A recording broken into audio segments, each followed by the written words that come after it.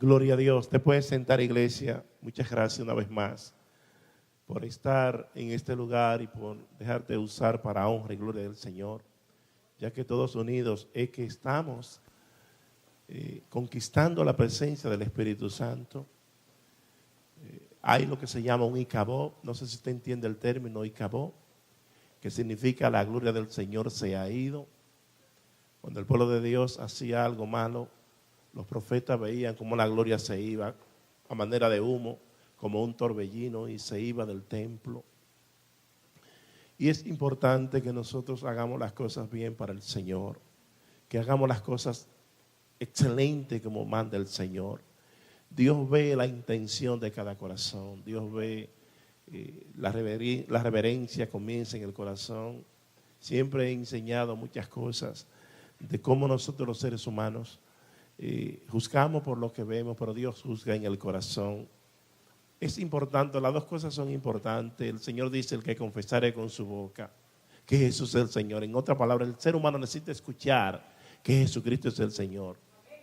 Mas Dios tiene que verlo en el corazón y creer en el corazón que Dios levantó a su Hijo amado de entre los muertos. Ese será salvo. Es una combinación de lo que hay en el corazón y de lo que usted camina y actúa. Jesucristo era un psicólogo por excelencia. De Él nace toda la ciencia, de Él nace todo. Él es la verdadera ciencia. Y Él dice que la abundancia del corazón es que habla la boca. En otras palabras, los psicólogos enseñan que la conducta del ser humano depende de lo que se asienta aquí en el corazón. Gloria a Jesús. Entonces vamos a entrar en una materia. Ya estamos tranquilos para anuncio. Vamos a lo que venimos hoy. Apocalipsis capítulo 2, verso 8. Apocalipsis capítulo 2, verso 8.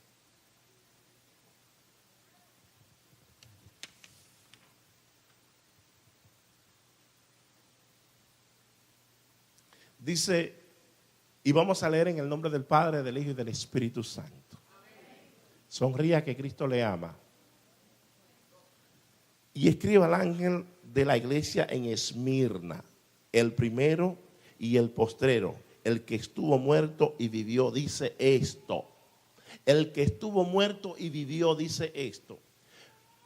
Cuando yo venía cruzando el puente, el Señor, yo meditaba en ese texto.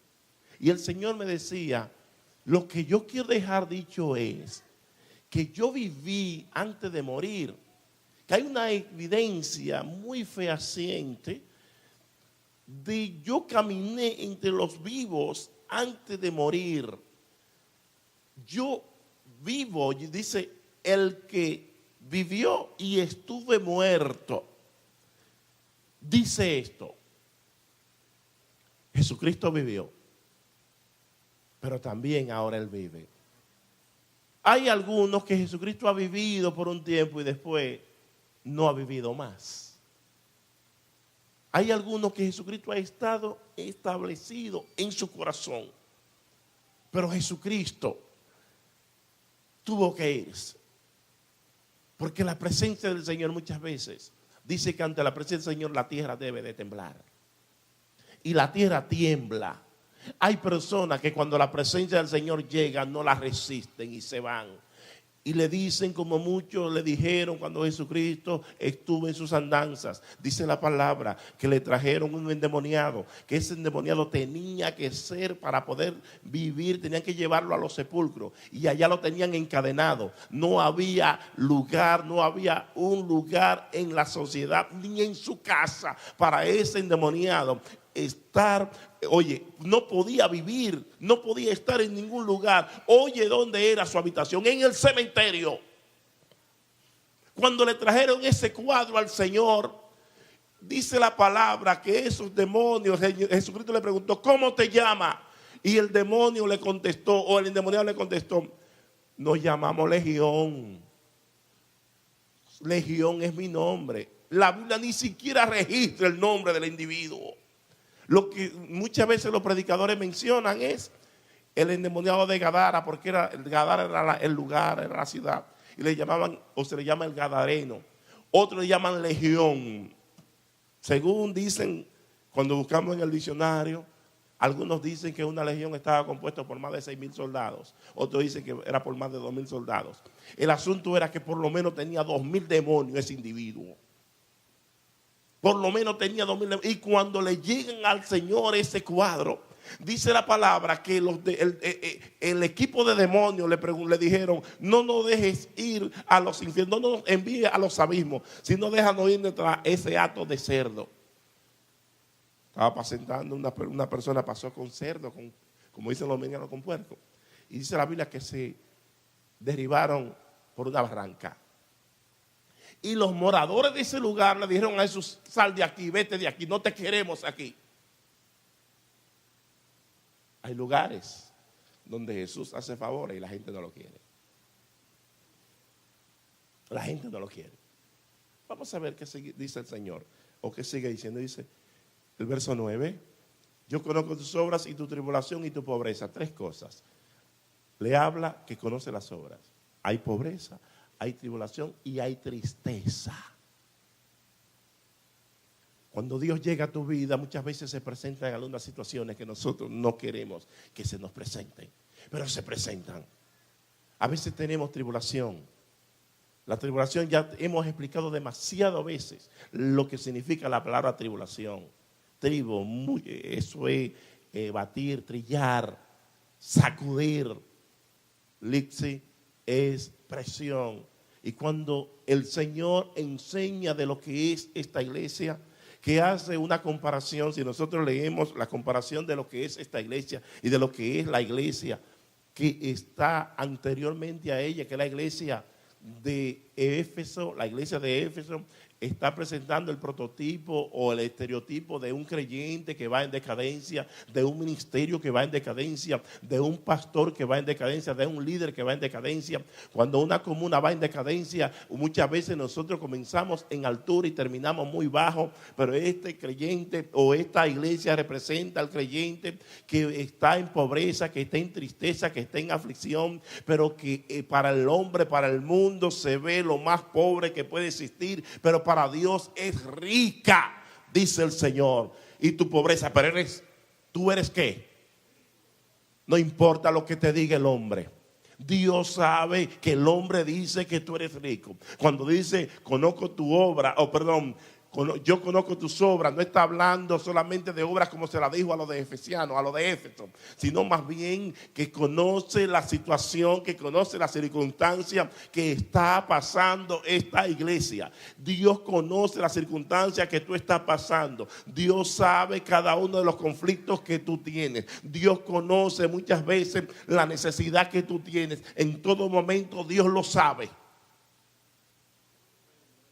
No vaya a creer que Dios está como aquel que se ha ido de vacaciones y te ha dejado solo. Eso se llama teísmo, que creen que Dios creó al mundo y lo dejó solo. Dios no nos ha dejado solo. Lo que pasa es que nosotros como iglesia tenemos que entender que Dios es un Dios hermoso, y de la única forma que Dios se forma en nosotros es cuando está el conflicto, cuando está la aflicción, cuando están los problemas. Ahí es que Dios se forma en el creyente y en el hombre que quiere agradar a Dios.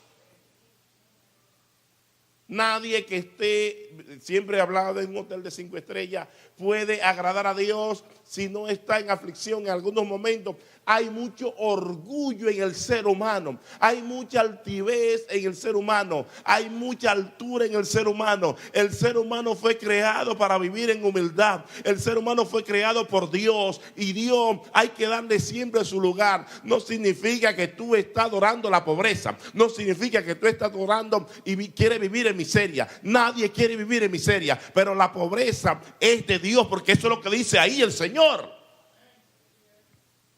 Ahora, yo no te estoy llamando que tú seas pobre.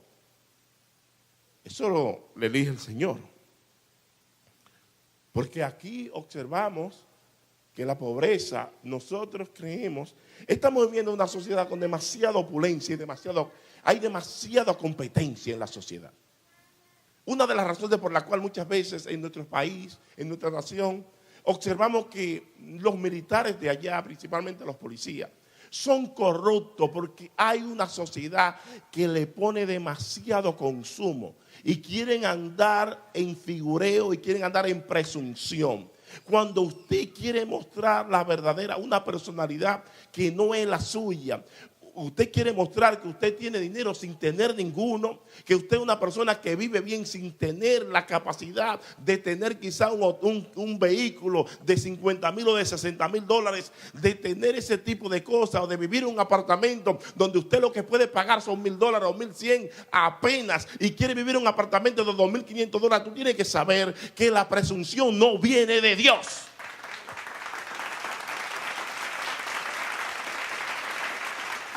Estoy diciendo que no aspires. No, eso no es lo que yo te estoy diciendo. Te estoy diciendo a ti es que las cosas usted tiene que aspirar, tener la capacidad. Me gusta mucho la expresión que utilizó una vez el hermano Freddy Rodríguez. Pastor, no es bueno solamente orar por los empleos, sino hay que orar para que aquellos que no tienen empleo se preparen para conseguir buenos empleos. Porque ¿cómo tú puedes aspirar a vivir como un ingeniero o como un abogado, como un doctor en medicina, si tú no estás preparado para vivir a ese nivel? Yo no puedo ganar como un doctor en medicina. Hay abogados que ganan, que a esta altura de juego ya tienen en su AUAR, tienen $500,000 ganados, o ya tienen $2 millones ganados de esos bufetes de abogados de downtown. Y ya para diciembre ya tienen algunos 15 o 20 ganados de dinero ganado. Entonces yo no puedo aspirar a ese tipo de cosas si yo no tengo esa profesión. Ahora entienda una cosa, que los bienes del Señor no son el asunto. El Señor dice, mirad que no os engañéis, porque la abundancia del hombre no consiste en la abundancia de los bienes que posee. La vida del hombre no consiste en eso. Oye, dice la Biblia, en inglés te lo voy a decir, the man life do not consist of the abundance of the thing that you possess. En inglés te lo tiré finísimo hoy. Dale un aplauso al rey. Esto es lo que el Señor me enseña. ¿Estoy hablando en contra de la pobreza? No. ¿En contra de la riqueza? No. Pero hay que entender una cosa. Una cosa es la pobreza, otra cosa es la miseria. La miseria es del diablo, para que entienda muy bien. La miseria no es de Dios. La miseria no es de Dios. El que vive miseria tiene que sacudirse, porque no está bien que tú solamente tengas un pantalón y una ropa interior y que tienes que dormir y buscar otra cosita ahí de emergencia para acostarte y ponlo en el steam para yo poderme poner al otro día. Eso no es de Dios. No es de Dios que tú no tengas que comer. Eso no es de Dios, porque dice la Biblia, no he visto justo desamparado ni su descendencia que mendigue pan.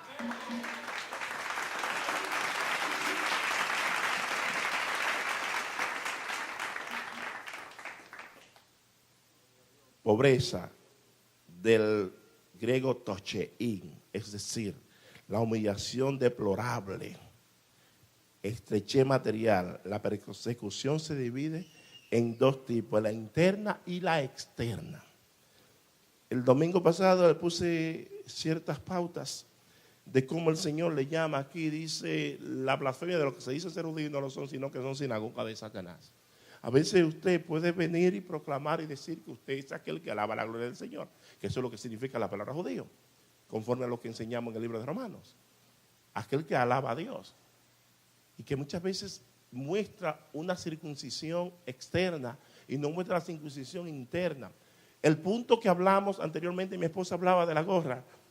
Dios sabe todas las cosas. Nosotros no podemos estar bajo lo que es un mandamiento, un rito, que si no es así, Dios tiene siempre sus cosas establecidas.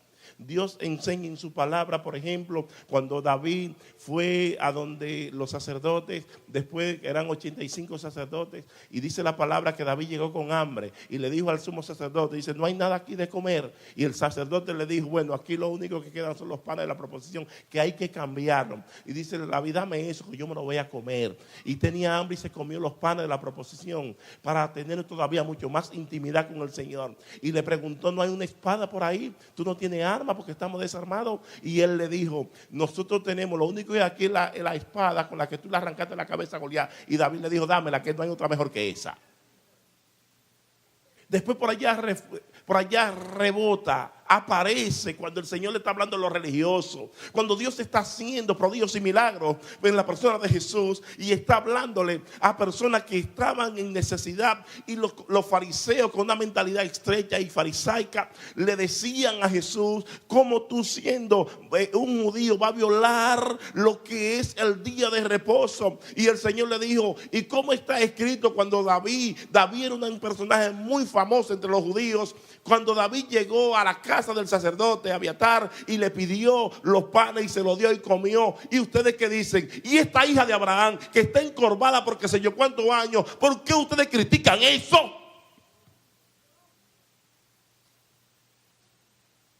La respuesta la tenemos en el mensaje anterior, cuando hablábamos la segunda parte del mensaje de Éfeso, del primer amor. Los judíos en ese entonces eran dos tipos de judíos. Estaban los judíos hebreos, que eran los que le conocen como los judíos palestinos, los que pertenecían eran internamente en Jerusalén. Y estaban los judíos griegos, eran los helenistas. Ambos tenían persecución, perseguían a los verdaderos cristianos, atacaban, porque cuando Pablo y aquellos que establecieron los cimientos de estas iglesias, ellos le enseñaban que usted iba al cielo por gracia y no por obra. Como verdaderamente se enseña que Cristo usted no se lo gana, sino es un favor que Dios le da. Por bueno que usted sea, a veces nosotros creemos, observamos personas que no están andando bien, pero tú lo ves y dices: oye, pero Dios lo sigue usando. Dios sigue usando. Dios sigue mostrándose la gracia del Señor. Yo respiro por gracia, yo hablo por gracia, yo oigo por gracia. Si tengo salud es por gracia, si puedo caminar es por gracia. Todo en este mundo es por gracia. Nosotros no somos merecedores de nada. Hay que aprender algo que he enseñado otras veces. Hay personas que andan en el mundo y siempre viven cuestionando al mundo y cuestionando a todo aquel que integra en el mundo, que pertenece al mundo, como que todo lo que está en el mundo le pertenece a ellos, y ellos viven que la vida le debe mucho, que el mundo le debe mucho, pero ellos no dicen lo que ellos le deben a la vida ni lo que le deben al mundo. Todo el tiempo le deben a ellos, pero ellos no deben nada. No le está gustando, ¿verdad? Ellos enseñaban gracia y lo que es también, algunos internamente enseñaban que después que recibían a Jesucristo también había que guardar el sábado, ser circuncidado y mantener ciertos ritos, que muchas veces nosotros, yo soy de la vieja guardia, yo eché raíces en un hogar cristiano de la vieja guardia de 40 años atrás. Llegamos al evangelio y se criticaba bastante una persona, una mujer que tuviera el pelo. Mire, por bueno que sea el pelo hay que darle condiciones. Por bueno que sea. Si usted no le da condiciones, se le va a convertir en un cadillito. O si usted quiere hacer una escobita boca arriba también. El pelo hay que darle condiciones, porque eso te lo puso Dios. Y el pelo está representando la consagración, la santidad, la integridad de la mujer hacia Dios. Por eso cuando la mujer se quitaba el velo, estaba diciendo: yo me estoy desnudando delante de ese hombre. De la única forma que una mujer se quitaba el velo en ese entonces, las costumbres orientales, era delante de la presencia de Dios y delante de la presencia de su marido, más nada. Entonces hay gente que han puesto eso hasta de doctrina y ni siquiera lo entienden bien. Entonces, cuando usted viene al Señor, usted tiene que darse condición. Entonces, nosotros muchas veces se nos ha enseñado ley y gracia, ley y gracia. La gracia no es un pecado, no es una licencia para pecar. No estamos hablando de indulgencia. De aquí procede toda la falsa doctrina. Indulgencia no es licencia para pecar, ni tampoco es asunto de que tú vas a vivir a base de una ley todo el tiempo ahí. La ley lo que hace es que declara mucho el pecado. Dice que el aguijón de la muerte es el pecado, y la ley y el pecado, la ley es que impera, porque mientras más ley hay, más pecados hay. Alguien dijo en una ocasión que somos salvos ¿por qué? Y somos pecadores por ley. La ley nos hace pecar. La ley está ahí para detener el pecado, pero por la ley nadie va al cielo. Ahora yo cumplo toda la ley. Yo no sé tú, pero yo la cumplí toda. Porque Cristo las cumplió y como yo lo recibí a Él, yo salí exonerado. ¿Entendiste? La ley hay que cumplir. Entonces dice el Señor, como es imposible para el hombre cumplirla, déjame mandar a este gallito para que Él la cumpla. Entonces tú el que le recibe ya la cumplió. ¿Entendiste? No sé si tú lo entendiste. Ellos, los judíos que estaban en diferentes lugares, ellos tenían esa persecución y atacaban, bloqueaban todo.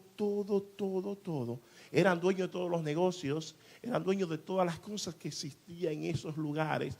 Y al tener el dominio económico de esa ciudad, recuerden que esa ciudad era una ciudad que adornaba a todo lo que se conoce como todo Asia. Y era la ciudad que le rendía pleitesía al emperador. Era la ciudad, esa palabra Esmirna, es lo que se conoce hoy, la moderna Izmir, que es la traducción al turco, que es en Turquía. Esa ciudad todavía existe, muy diferente a la de Éfeso. El Señor quitó su candelero y por eso no existe. Todavía en esa comuna existen cristianos porque fue infiel y el Señor le habla cuando tú eres fiel. Él mantiene la fidelidad y el legado tú lo dejas y los hijos tuyos van a seguir antorchando o alumbrando como antorcha en medio de la oscuridad, porque el que le es fiel a Dios, Dios le es fiel a él.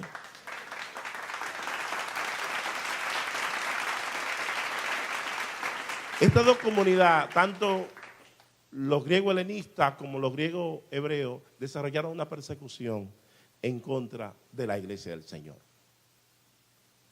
Una persona que había recibido a Jesucristo en ese entonces salía a buscar empleo y no le daban empleo. Le decían, no, tú eres cristiano, no hay empleo para ti. Le despojaban los bienes, dice Hebreos 10, verso 34, que le despojaban los bienes, le quitaban su pertenencia, trabajaba, le quitaban su ganado, le quitaban su casa, le quitaban sus tierras, le quitaban hasta su familia. Los hijos se lo llevaban y se lo convertían en esclavos y lo llevaban. Oye, fue una persecución tan grande y un bloqueo tan grande que mi hermano, así, ¿cómo usted cree que usted va a ser rico? Si hay un bloqueo, si no hay movimiento económico, si no hay un movimiento, todo aquel que tú puedes tener $1.000.000 y si tú no lo mueves, no lo puedes producir, se te va a ir. Puedes tener 2 millones, entonces el dinero hay que mantenerlo fluyendo. Por eso nosotros cuando venimos aquí a la casa de Dios, le sembramos al Señor nuestras primicias, se las damos al Señor. Oye, si tú tienes plan de conseguir apartamento, si tú tienes plan de comprar una casa y tú comienzas a tomar lo que le pertenece a Dios y lo guardas en vez de invertir para que Dios lo multiplique, te voy a decir una cosa, que te va a ir muy mal. Para que lo entiendamos muy claro. Es en necesidad que se siembra. Entonces esta iglesia no podía crecer porque había un bloqueo. Pero ellos pensaban que el quitarle las cosas materiales a esta iglesia, ya ellos iban a comenzar a negar a su Salvador. Se dice que esta persecución se divide en 2 periodos principales. El primero del emperador Nerón, que imperó hasta el 64. Nerón fue del 54 al 64, hasta Delcio, al 250 después de Cristo. El segundo desde el 250 hasta el final de la persecución bajo Constantino, que fue en el año 303. Constantino, aquel que mudó la ciudad Constantinopla, este hombre no persiguió a la iglesia. Ahora bien, este hombre a nosotros nos enseña que cuando esta iglesia, como adoraba al emperador, si la iglesia comenzaba a adorar el sistema, oye muy bien iglesia, si la iglesia comenzaba a adorar al emperador, entonces estaba diciéndole, o se le rinde lealtad, estaba practicando lo que llama el politeísmo. ¿Qué es el politeísmo? Cuando tú practicas el politeísmo es cuando tú adoras a varios dioses, cuando tú eres un polígono, es decir, que tú estás practicando la poligamia. ¿Entienden el término poligamia, un polígamo? Es porque tiene varias mujeres. Una mujer que es polígama es porque tiene varios hombres. Entonces cuando usted tiene varios dioses, a usted le conoce como un politeísta. Y Dios es tan celoso como los hombres y las mujeres de estos tiempos. A nadie le gusta compartir su mujer con otro hombre, ni su hombre con otra mujer. ¿Me entendieron? Y Dios no comparte su gloria con nadie. A Dios es el único al cual hay que darle adoración. A Dios es el único que hay que rendirle pleitesía. Entonces, esta iglesia entendía muy bien que mejor era sufrir por la causa del Señor, que mejor era estar cabizbajo y afligido, pero serle fiel a Dios. En primer lugar, a esta iglesia, el verso, ponme el asuntico. Dice, no temas en nada de lo que vas a padecer. He aquí el diablo echará a alguno de vosotros en la cárcel para que seáis probados y tendréis tribulación por 10 días. Me lo deja ahí que ahorita sigo por ahí.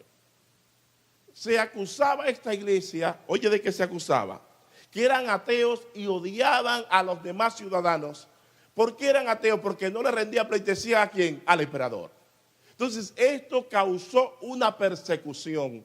Quizás a ti te van a acusar de que tú no estás de acuerdo con la tradición de la familia, con que tú has traicionado a tu familia, con que tú te has sublevado en contra de las creencias de tus abuelos, en contra de las creencias de tu papá. Quizás a ti se te va a acusar de que eres un traidor y que eres un ateo. Segundo, le acusaban de que practicaban inmoralidad en las asambleas, que hacían incesto y que cometían fornicación, adulterio y se emborrachaban en sus servicios. Cuando el Espíritu Santo llega, se le mete una brincadera a uno y una danzadera. Entonces decían, esta gente se están emborrachando. Cuando se practica lo que se llama la Santa Cena, que tomaban el pan y tomaban el vino, se acusaban de que ellos estaban practicando lo que es el canibalismo, que están comiendo muchísimas cosas que no son, que somos unos inmorales, que somos unos degenerados, que somos unos pordioseros. Entiendo cosas, le acusaban a decirle, y eso también te acusan a ti. También se acusaba de que hacíamos sedicciones o revueltas, que nos sublevábamos en contra del gobierno. Todo eso, usted no ve que hay muchas veces que la mentalidad marxista-leninista y la mentalidad que tiene una mentalidad izquierdista dicen que la religión es el opio de los pueblos. Y el verdadero comunismo lo enseñó Jesucristo, que viene de la palabra comunidad. Aquí es que estamos, aquí es que está la comuna, aquí es que está la hermandad. Entonces nosotros somos atacados en todo eso. Somos atacados de que nosotros hacemos revuelta y peligramos, hacemos peligrar la patria. Hay religiones por ahí que no votan, nosotros tenemos que votar porque eso es un compromiso. Siempre que las cosas, lo que tenemos que hacer no nos compromete con las cosas del Señor, no nos importa. Pero tan pronto nos comprometen. Si a nosotros nos dice que tiene que tomar alcohol, si nos dice que hay que hacer cosas que son ilícitas, tú no puedes hacerlas porque entonces va a comprometer tu fe con Dios. Te he enseñado que tú buscas la paz con todo el mundo siempre que la santidad de Dios no esté en juego. Tú buscas la paz con tu mamá, tú buscas la paz con tu familia, con tu esposo, con tu esposa, pero si la santidad de Dios está en juego por tú buscar la paz con tu prójimo, espérate, mejor voy a estar en amistad con el prójimo y en amistad con Dios.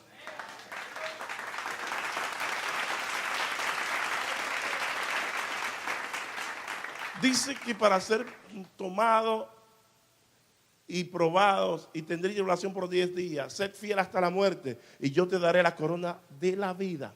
¿Sabe qué sucedió? En ese entonces había un obispo en esa iglesia llamado Policarpo.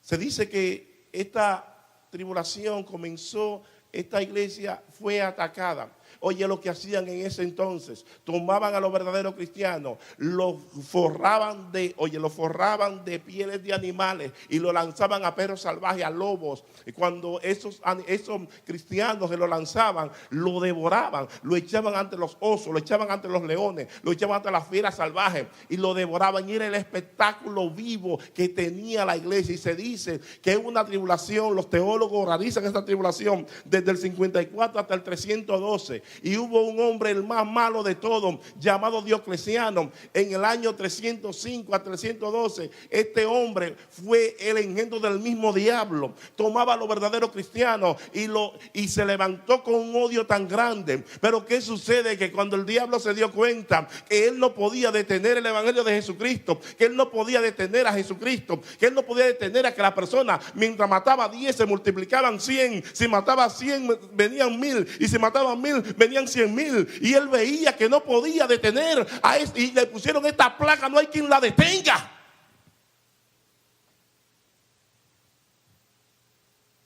¿Usted cree que, dice el Señor, no temas aquel que puede matarte tu cuerpo, sino más bien temed aquel que tiene poder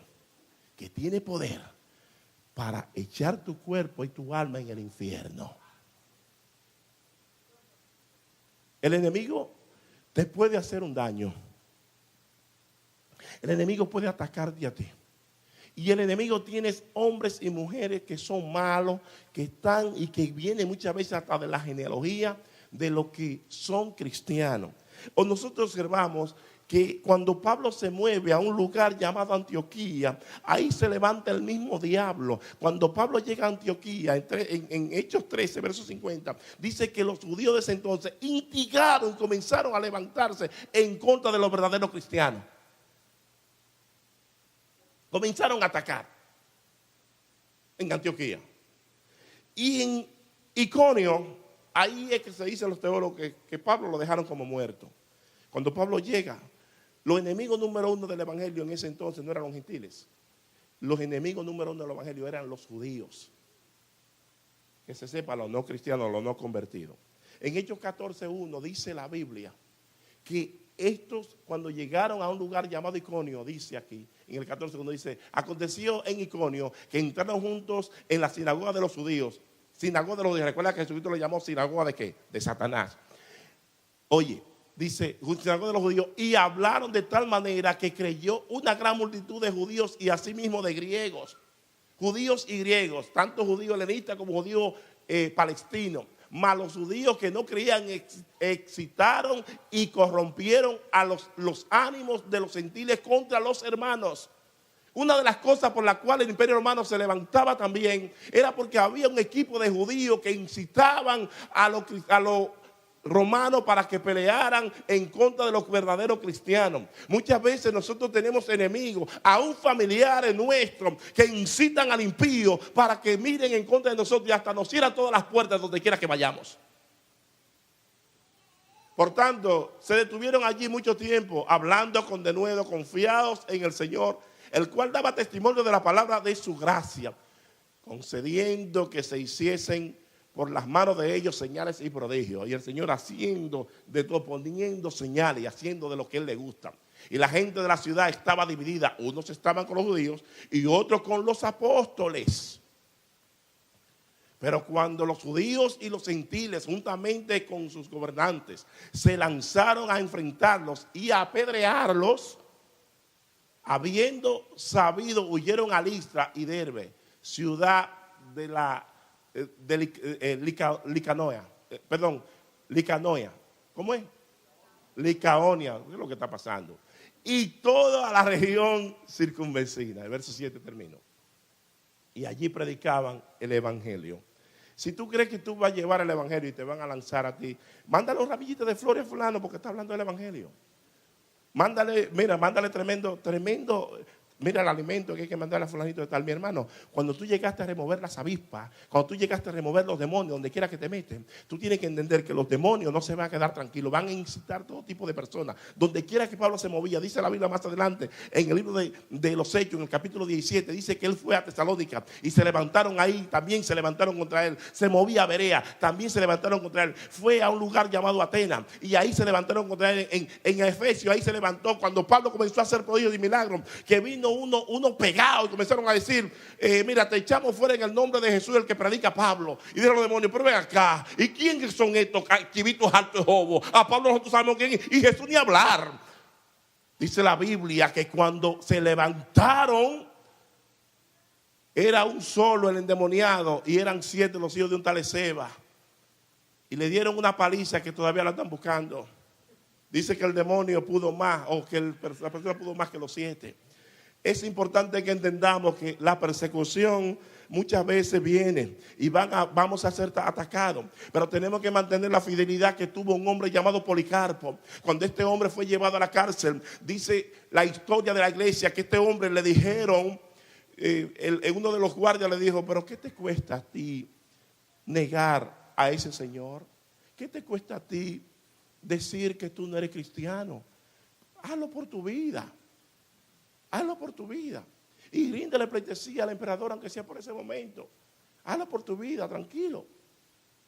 Y dice la historia que Policarpo le contestó, tengo 86 años sirviéndole a ese Señor. Y lo único que he recibido de ese Señor ha sido favores. Ha sido muchos favores y amor. ¿Cómo yo voy a negarle? Y dice la historia que lo llevaron y lo trancaron y dijo, dame una hora para yo orar. Una sola hora antes de yo despedirme de esta tierra. Y comenzó Policarpo. Ahora dice la historia que hubo una voz del cielo que le dijo, sed hombre y sigue adelante que yo estoy contigo. No temas. No temas ni desmayes, sigue adelante. Se fue lo que el Señor le dijo, no temas ni desmayes. Dice la historia que cuando Policarpo lo echaron vivo a un horno. Y conforme a la historia, los historiadores dicen que las llamas no pudieron quemarlo y que las llamas tuvieron que se desviaban y vino un viento tan grande que no pudieron quemar a ese hombre de Dios. Y tuvo que venir un verdugo y con un hachazo de un solo cantazo matarlo. Porque cuando tú eres fiel a Dios, ni aún la muerte tú la sientes, porque solamente te permite que te den uno solo. Y tú sabes que en esa persecución murió Pablo. Se dice que Pablo murió más o menos en el 64, antes de Jesucristo.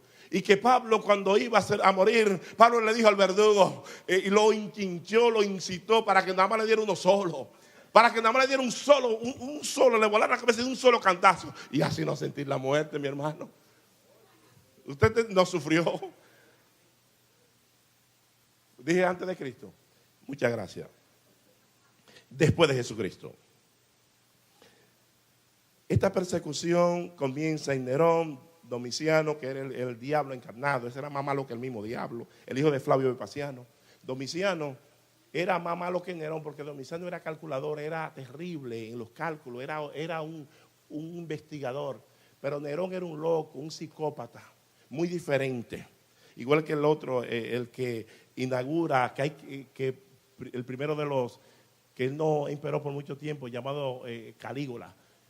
Y se dice que Calígula era hasta hermano de Nerón. Eran diablos a caballo, como dicen por ahí. Trajano, Marco Aurelio y Séptimo Severo. Ese era malísimo también, Máximo. Estaba Dercio, Valerio, Aurelio y Diocleciano. Ya estoy concluyendo. Todas estas persecuciones que vemos que la historia de la iglesia registra y que el Señor nos habla, estamos observando de los 10 periodos, esos son los 10 días que dice la palabra. Vuelvo otra vez. Se dice que ese fue los 10 días. Fue una persecución muy intensa. El enemigo no pudo detener el evangelio y cambió su estrategia. En el año 313 después de Jesucristo, Dios le da un break a la iglesia. A veces nosotros nos quejamos de lo que es la tribulación. Y muchas veces la tribulación nos ayuda a nosotros a serle más fiel a Dios que cuando no hay tribulación. Cuando estamos en conflicto, eso nos provoca a nosotros orar, eso nos provoca buscar el rostro del Señor. Cuando estamos en problemas, eso nos provoca buscar de Dios. Pero cuando nosotros no estamos en problemas, muchas veces lo que nos provoca es a ver la televisión y a sentarnos con los pies boca arriba y a vivir. Esto está chévere, nice. A veces vienen las enfermedades, vienen los problemas y eso nos ayuda a nosotros a hacer las cosas que Dios nos dice que debemos de hacer. Que hay que estar orando, hay que estar todo el tiempo en la presencia del Señor. Y el Señor le dice lo siguiente: sed fiel hasta la muerte y yo te daré la corona de la vida. Jesucristo le está diciendo lo que él está viviendo, lo que él es. Si Jesucristo venció la muerte, que dice, yo soy el alfa y también yo soy la omega. Él es lo que te está diciendo, mira, yo tengo control de la vida, yo tengo control de la muerte, yo tengo control de todo. Todo en mi mano tiene control. No hay nada en esta tierra que yo no pueda controlar. Solamente sé fiel hasta la muerte y te voy a dar la corona de la vida.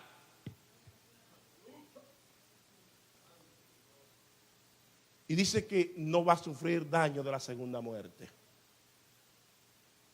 La primera muerte, todo, Dios no le garantiza a nadie de los creyentes, a ninguno de los creyentes que no va a sufrir de la primera muerte. A ninguno de nosotros nos garantiza eso, pero sí de la segunda muerte. Es importante nosotros entender lo que es muerte primero, para luego nosotros poder entender lo que el Señor nos quiere dejar dicho. Muerte nos habla de separación. Los tanatólogos, que son aquellos que estudian los moribundos, aquellos que están ya en el más allá casi, que tienen un pie, tienen un pie en el más allá y el otro pie lo tienen en una cascaradita de guineo de mango, que se van seguros. Entonces los tanatólogos estudian eso, a los famosos moribundos. Que viene el griego tanato, significa muerte. La tanatología estudia ese tipo de cosas. La vida, entre la vida y la muerte, en ese intervalo. Y dicen que existe muerte cuando hay una separación, sea que el cuerpo se separe del alma o que el alma se separe del cuerpo. El resultado es que hay muerte.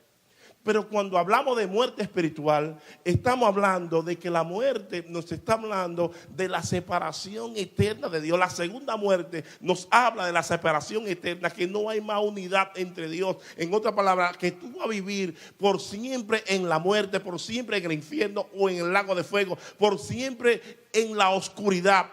Cuando hablamos de vida, hablamos de luz. Cuando hablamos de vida, hablamos de paz. Cuando hablamos de muerte, hablamos de tormento. Oye, cuando hablamos de muerte espiritual, estamos hablando de tormento. El que está muerto espiritualmente, la vida se le ve a la persona en los ojos. Y el que está muerto espiritualmente en los ojos refleja el tormento que está viviendo. Bienaventurado y santo el que tiene parte en la primera resurrección, dice Apocalipsis verso 6. La segunda muerte no tiene potestad sobre esto, sino que serán sacerdotes de Dios y de Cristo, y reinarán con él 1000 años. Y la muerte y el Hades fueron lanzados al lago de fuego. Esta es la muerte segunda. Y el que no se halló inscrito en el libro de la vida fue lanzado al lago ¿de dónde? De fuego. Oye, cuando nosotros hablamos de la segunda muerte, estamos hablando de algo que hay que asegurar. Por eso el Señor te dice, mira, no te asegures de vivir bien en esta tierra. No te asegures de vivir porque como quiera vamos a morir. Lo que hay que asegurar es que nuestro nombre esté inscrito en el libro de la vida. Hay personas que se regocijan cuando Dios lo use, hay que regocijarse. Pero hay que hacer una fiesta, no solamente regocijarse, sino una fiesta, porque nuestro nombre está inscrito allá en el libro de la vida del Cordero. Ahí está la clave. Eso fue lo que el Señor le dijo a los discípulos. Ustedes se gozan y se regocijan de que ustedes son usados y que el diablo, yo lo veía caer como un rayo. No, regocíjense de que su nombre está escrito en el libro de la vida del Cordero. Ahí que está la clave, mi hermano. Ahí que está la clave. La muerte física nos habla en el libro de Génesis capítulo 3 verso 19, donde nos dice que el día que pecare ciertamente morirá. En el capítulo 3, o en el verso 4 dice, le dijo Jehová, pasa por en medio de la ciudad. Perdón, ese es otro versículo. En el capítulo 3 nos habla de esa promesa, que nosotros debemos de caminar como debemos de caminar. ¿Qué el Señor nos está hablando a nosotros al decirnos el mensaje de Esmirna? Que significa, la palabra Esmirna significa mirra, significa tristeza, significa mirra, tristeza, también sufrimiento, amargura y ungüento. ¿Qué nos dice el Señor al respecto? ¿Sabe lo que nos está diciendo el Señor? Yo no sé qué tipo de sufrimiento tú estás pasando, pero el Señor tiene tintero de escribanos que viven y pasan once in a while o de vez en cuando, y tienen un día señalado para pasar por toda la tierra, y todo aquel que no esté sellado, los que están sellados, dice el Señor, mira lo que dice el Señor con los que están sellados, dice, y dijo Jehová, pasa por en medio de la ciudad, por en medio de Jerusalén, y ponles una señal en la frente a los hombres que gimen y que claman a causa de todas las abominaciones que se hacen en medio de la tierra. Yo estoy sellado. Yo estoy sellado. Dale este aplauso al Señor. Porque cuando los verdugos pasen Oye, cuando los ángeles del Señor dicen, voy a atacar, no hay hombre en la tierra que lo pueda detener. Porque la orden que un ángel recibe, solamente la refuta el que se la dio, más nadie. La orden que un ángel recibe, solamente la refuta el que se la dio. Nadie más la puede refutar. ¿Usted está entendiendo? Es importante que nosotros estemos claros. Esta iglesia presenta el prototipo del creyente que sufre y que gime por causa de mantener la fidelidad al Señor. Número 2, este creyente o esta iglesia está representando lo que son 7 parábolas en el libro de Mateo. La primera es la parábola del sembrador, que está tipificando la iglesia de Éfeso, donde se siembra la palabra. La segunda es la parábola del trigo y de la cizaña, donde el trigo y la cizaña están juntos. En esta iglesia estaba el trigo, también la cizaña. Yo no sé si tú eres trigo o tú eres cizaña, pero yo creo que tú eres trigo, por eso tú estás aquí. Yo tengo que ser trigo, porque yo no puedo dejar de ser trigo, porque el trigo lo que hace es que lo queman. La cizaña lo que hace es que lo queman. El trigo siempre es venerado. Aunque tú creas, siempre es venerado. Pero ¿qué hace el Señor? Porque el Señor dice que Él dejó que los que vendimien, los que separan, dice, déjalo para el fin del siglo. ¿Por qué Él hace eso? Porque para guardar el trigo tiene que también guardar la cizaña. La cizaña es lo que, la cizaña muchas veces, esa baquetica que es la que guarda la sustancia o que guarda el alimento. El Señor mantiene eso, que es el heno, que es la hojarasca, y lo mantiene, que hay otro tipo de cizaña. Entonces muchas veces por ir a matar la cizaña se va el trigo. Y por ir a matar entonces lo que protege al trigo, el Señor lo deja, déjelo tranquilo, toque. Cuando el trigo yo lo saque, voy a quemar a todo el mundo. Tú el que no es trigo se fue y se lo llevó quien no lo trajo. Yo no sé qué tú eres, pero yo soy trigo. Y no lo digo en arrogancia, sino lo digo en humildad. Yo tengo que ser trigo, porque yo no puedo. A mí nadie me va a comer ni con yuca ni con chicharrón. Yo no soy chicharrón del diablo, yo soy propiedad de Cristo. Puedes ponerte de pies, iglesia.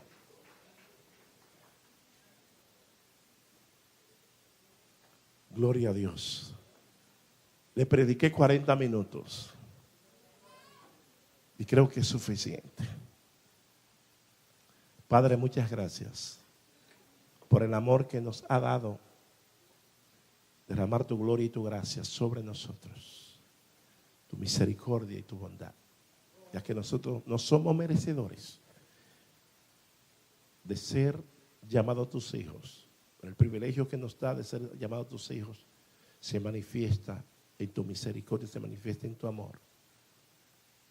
Señor, gracias por habernos hecho hechuras tuyas y nos ha hecho primicias de tu creación para que seamos, Dios del cielo, un real sacerdocio, una nación santa. Gracias, Señor, porque nos creaste para buenas obras. Gracias, Señor, porque a veces muchas personas creen que cuando hablamos de gracia estamos excluyendo las buenas obras. Al contrario, la gracia habla de las buenas obras, pero la gracia va adelante y las obras van detrás. Así como Cristo iba adelante, la razón iba detrás. Cuando la gente veía los milagros se maravillaban, porque la razón se maravilla cuando ve a Cristo hacer milagros. Cuando ve el Señor moverse en medio de tu pueblo, ahí hay paz y hay tranquilidad. Gracias, mi Rey. Gracias, Señor. Gracias, oh Señor. En el nombre de Jesús.